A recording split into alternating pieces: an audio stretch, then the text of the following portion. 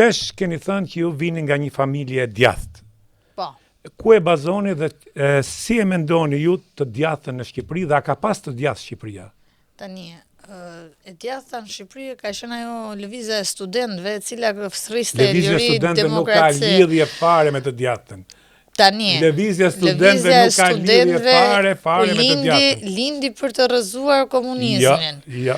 Tani, po nuk ka lidhje me të djathtën. Ta analizoj jo ta bëre sepse shumë njerëz. Jo, shumë mirë bëhet ishte parashtrove, po të shkoj aty ku thuate. E konceptojnë gabim. E djathta ka një filozofi politike, ka një doktrinë dhe ka një doktrinë ekonomike gjithashtu. Po ta marr nga gjeneza, që kur lindi Partia Demokratike. Dhe lindi fiks si filli i kësaj lëvizje studentore. Jo, lëvizja ishte një lëvizje. Ishte disa individëve të cilës kërkonin frymë për të mposhtur regjimin komunist. Tani kalojmë tek pjesa.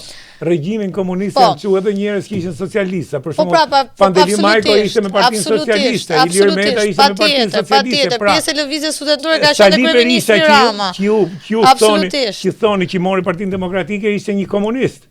Deri në orët e fundit, pra ajo nuk lind, ka një terren ku lind të djathtë. E partitë politike në Shqipëri, si lindi ta bëra se kjo është një pyetje provokuese, sepse jo është një pyetje shumë e bukur, po ti po më lën ta përfundoj. Gjithsesi.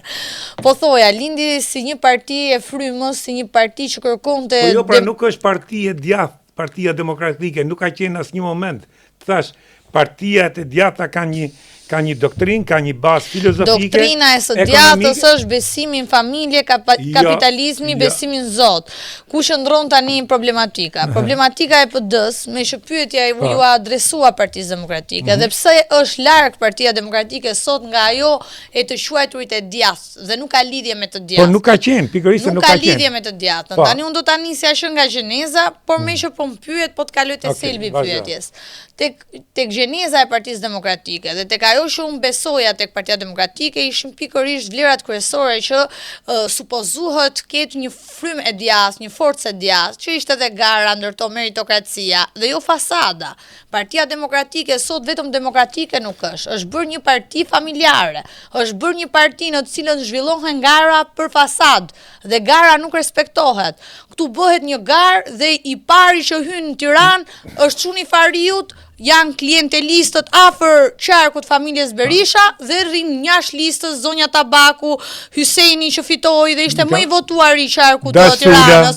Darsula ishte në qarkun e Elbasanit, po të marr rastin e Tiranës si fillim. Ali Mehmetin. Dhe kur Berishën e pyesin opinion të vëklan, thotë unë kam futur Klevis Balliun.